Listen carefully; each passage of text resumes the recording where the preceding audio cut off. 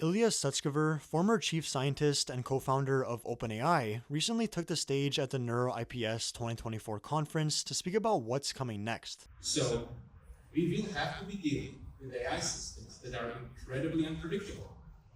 They will understand things from limited data. They will not get confused, all the things which are really big limitations. I'm not saying how, by the way, and I'm not saying when. I'm saying that it will.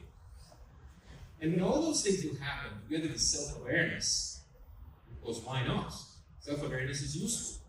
It is part, ourselves are parts of our own world models. As we'll see later in this video, he makes a couple other fascinating predictions, and keep in mind, this is a guy who's known for telling it how it is. Next, Google unveils Android XR, a new operating system built for the next generation of computing. With advancements in AI, augmented reality, and virtual reality, the way we interact with technology is evolving, and we now have the first ever extended reality device. Lastly, Cognition Labs finally releases Devin, their AI software engineer. Devin can autonomously handle tasks such as bug fixes, code refactoring, and small feature requests. What really had people talking though is its starting price of $500 per month. Is it worth it? Let's find out.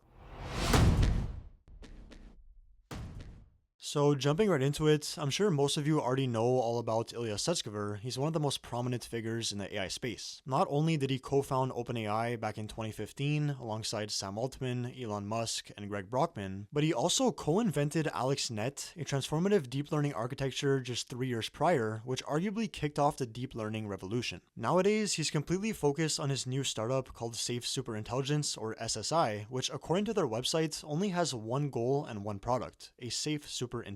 By the way, this is all the information we have on the company, literally just this one page on their website, and because it's Ilya Sutskever, they still managed to raise over $1 billion almost immediately. So this is a guy who really doesn't like the spotlight, is definitely not trying to sell you anything like Sam Altman is, and is also one of the most brilliant minds of our generation. If there's anyone's future AI predictions we should listen to, it's this guy. So here are a few clips of him talking at the NeurIPS 2024 conference in Vancouver, starting with his take on the limits of scaling pre-training. But what this led, so I claim, arguably, is to the age of pre-training. And the age of pre-training is what we might say the GPT-2 model, the GPT-3 model, the scaling laws, and I want to specifically call out my former collaborators, Alec Radford, also Jared Kaplan, Dario Amodei, for really making this work. But that led to the age of pre-training, and this is what's been the driver of all of progress, all the progress that we see today. Extra large neural networks, extraordinarily large neural networks, trained on huge data sets. But pre-training as we know it will unquestionably end. Pre-training will end. Why will it end?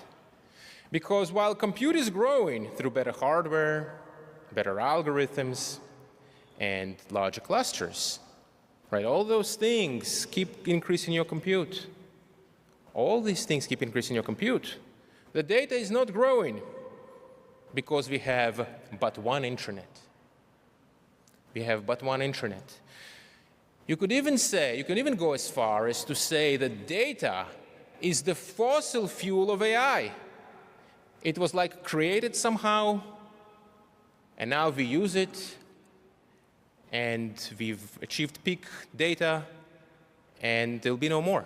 Now, this is not necessarily new information. We've known for probably over a month now that scaling pre-training has slowed down and that data scarcity is starting to become a real issue. But as you'll see, he hints at a few other methods that people are currently exploring to get around this.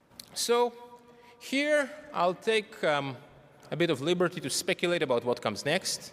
Actually, I don't need to speculate because many people are speculating too, and I'll mention their speculations. You may have heard the phrase agents. It's common, and I'm sure that eventually something will happen, but people feel like something agents is the future. More concretely, but also a little bit vaguely, synthetic data. But what does synthetic data mean? Figuring this out is a big challenge, and I'm sure that different people have all kinds of interesting progress there. And an inference time compute, or maybe what's been most recently, most vividly seen in O1, the O1 model, these are all examples of things of people trying to figure out what to do after pre-training. And those are all very good things to do. I want to mention one other example from biology. So you've got these mammals, right? All the different mammals. Then you've got non-human primates. It's basically the same thing.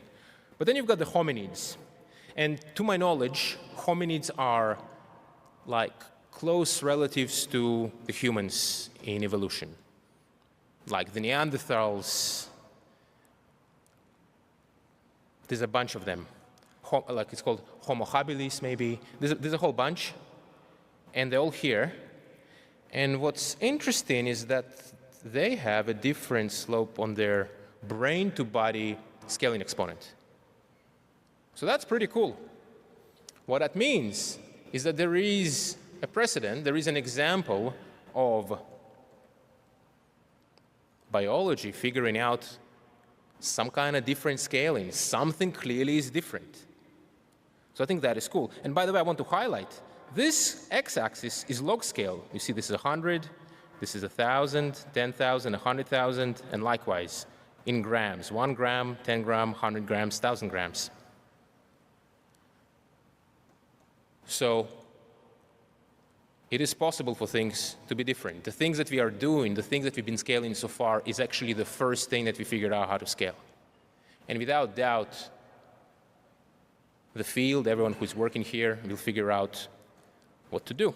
So basically what this graph is depicting is that generally the larger a mammal is, the larger its brain is, but for some reason humans or hominids have abnormally big brains relative to their size. Therefore, there is another scaling paradigm at play here. It's not just about bigger is better, which is essentially what scaling up pre-training is all about. Finally, after dropping that major hint of what they're potentially working on, he goes on to talk about what he believes the long-term future will look like. This part is absolutely insane. But I want to talk here, I want to take a few minutes and speculate about the longer term. The longer term, where are we all headed? Right, we're making all this progress. It's astounding progress.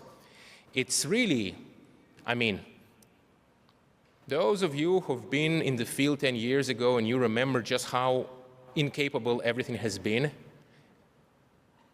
like yes, you can say, even if you kind of say, of course, deep learning, still to see it is just unbelievable.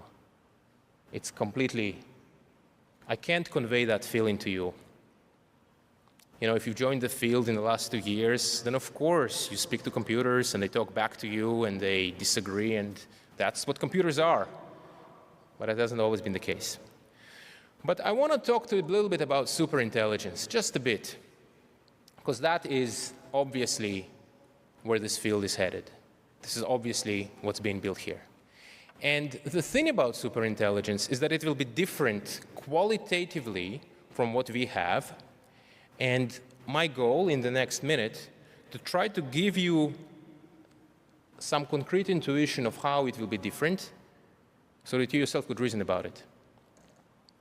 So right now we have our incredible language models and they're unbelievable chatbots and they can even do things, but they're also kind of strangely unreliable and they get confused while also having dramatically superhuman performance on evals. So it's really unclear how to reconcile this. But eventually, sooner or later, the following will be achieved. Those systems are actually going to be agentic in a real ways, whereas right now, the systems are not agents in any meaningful sense. Just that might be too strong. They're very, very slightly agentic, just beginning. It will actually reason. And by the way, I want to mention something about reasoning, is that a system that reasons, the more it reasons, the more unpredictable it becomes. The more it reasons, the more unpredictable it becomes. All the deep learning that we've been used to is very predictable because if we've been working on replicating human intuition, essentially. It's like the gut feel. If you come back to the 0.1 second reaction time, what kind of processing we do in our brains? Well, it's our intuition. So we've endowed our AIs with some of that intuition. But reasoning, and you're seeing some early signs of that, reasoning is unpredictable. And one reason to see that is because the chess AIs, the really good ones, are unpredictable to the best human chess players. So we will have to be dealing with AI systems that are incredibly unpredictable. They will understand things from limited data. They will not get confused, all the things which are really big limitations. I'm not saying how, by the way, and I'm not saying when. I'm saying that it will. And when all those things will happen together with self-awareness, because why not? Self-awareness is useful. It is ourselves are parts of our own world models. When all those things come together, we will have systems of radically different qualities and properties that exist today. And of course, they will have incredible and amazing capabilities. But the kind of issues that come up with systems like this, and I'll just leave it as an exercise to imagine, it's very different from what we are used to. And I would say that it's definitely also impossible to predict the future.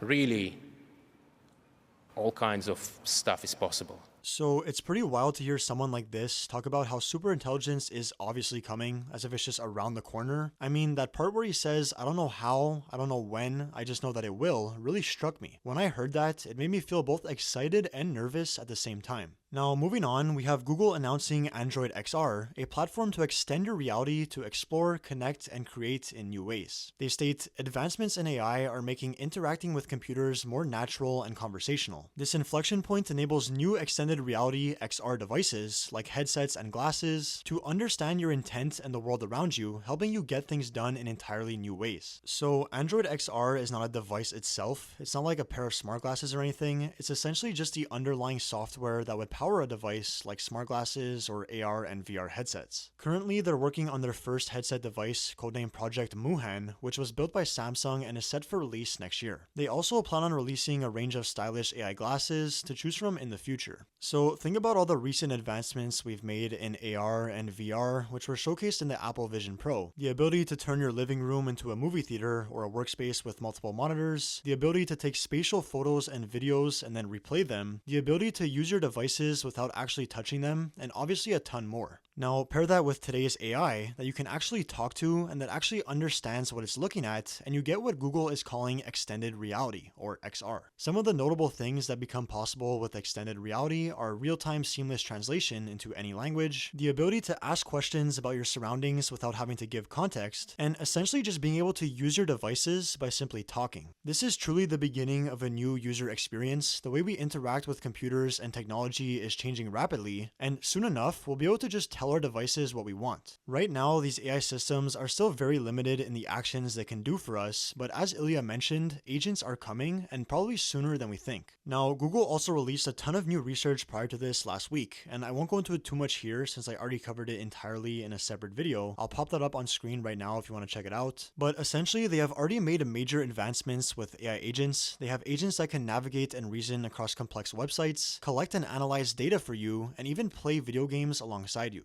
Along with this, they announced some updates to Project Astra, which is their conversational AI agent that can perceive the world through your camera lens. This is very similar to OpenAI's advanced voice mode with the Vision, which is something we're going to be talking about later in this video. And of course, they also released their latest flagship model, Gemini 2.0 Flash, which performs exceptionally well on benchmarks and is much faster and cheaper. So all these advancements is what led to Android XR, which is essentially a mix of all this. And I'm curious, how much would you guys spend on a pair of these? Given that they're being branded as almost like a replacement to cell phones, we can assume they will probably be priced very similarly. That obviously wasn't the case with the Apple Vision Pro, but again, that's an entire headset. So for a pair of XR glasses that do everything we saw in this video, would you be comfortable spending more or less than $500 US? Let me know in the comments. In other AI news, OpenAI is now on day 8 of their 12-day ship miss at the time I'm recording this video. On day 6, they released advanced voice mode with video and Santa mode. So you may already be familiar with advanced voice mode if you're a ChatGPT Plus user, but advanced voice mode with video takes it to a whole other level. Take a look. Yeah, so now you can chat with ChatGPT over video and voice together in real time. You can ask for help, troubleshoot, or use it to learn something new. So in fact, I'm going to try testing it out right now. I'm going to have it teach me how to make pour-over coffee. So I'm going to grab a couple of materials here, grab this and that, and then I'm going to fire up a new conversation with ChatGPT and hit the advanced voice mode icon on the lower right. And then once it connects, I'll share my video. Hey chat, how's it going? I'm doing great. Thanks for asking. I see you're wearing a Santa hat. I Are am, and do you see what I have in front of me? Yes, I see a coffee setup with a kettle and a dripper. Are you planning to make some coffee? I'd love to. Do you think you could walk me through the steps? Sure, I'd love to. First, place a filter in the dripper and rinse it with hot water to eliminate any papery taste. This also warms up the dripper and the mug. Great, so then what do I do? Next, you'll add your ground coffee to the filter, usually about 2 tablespoons for every 6 ounces of water. Then you'll gently pour a small amount of hot water onto the grounds to let them bloom for about 30 seconds. Great, thanks. What's bloom?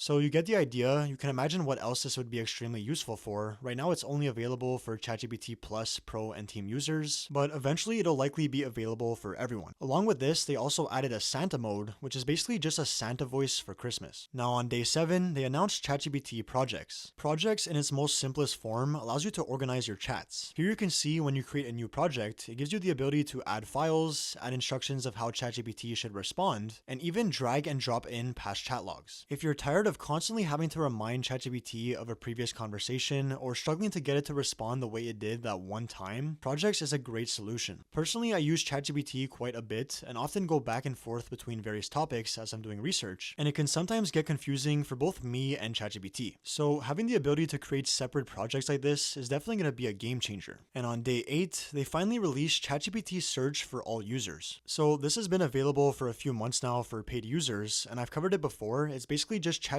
with access to the internet. Instead of pulling up Google search to get the latest information, you can simply ask ChatGPT and it'll do the research for you and then present it to you in a neat and organized way. You may have already heard of companies like Perplexity that offer this as well, but now it's starting to get baked into all of the leading frontier models. In some more OpenAI news, they finally responded to all the lawsuits and snarky remarks coming from Elon Musk. If you weren't already aware, Elon has sued OpenAI on countless occasions for a whole list of things, including anti-competitive practices, self-dealing, and the fact that they're actively trying to restructure a non-profit company into a for-profit. This is something I've covered entirely as well in a recent video. I'll pop that up on screen right now for anyone who's interested, but here's the timeline of events from OpenAI's perspective. So November 2015, OpenAI started as a non-profit, which Elon questioned. December 2015, OpenAI publicly announced. Early 2017, our research progress led us to realize we would need billions of dollars for the compute to build AGI. Then in summer 2017, we and Elon agreed that a for-profit was the next step for OpenAI to advance the mission. Fall 2017, Elon demanded major equity, absolute control, and to be CEO of the for-profit. September 2017, Elon created the public benefit corporation called Open Artificial Intelligence Technologies, Inc. Later in that same month, we rejected Elon's terms because giving him unilateral control of OpenAI and its technology would be contrary to the mission. The following year, January 2018, Elon said OpenAI was on a path for certain failure unless it merged into Tesla. February 2018, Elon resigned as co-chair of OpenAI. December 2018, Elon told us to raise billions per year immediately or forget it. The following year, in March 2019, we announced the capped profit OpenAI LP within the nonprofit. Fast forward 4 years to March 2023, Elon started his own OpenAI competitor xAI, which was also around the time these lawsuits started. So they're making it seem like Elon wanted control over OpenAI, and after not getting it, he decided to start his own company and do everything he can to stop OpenAI.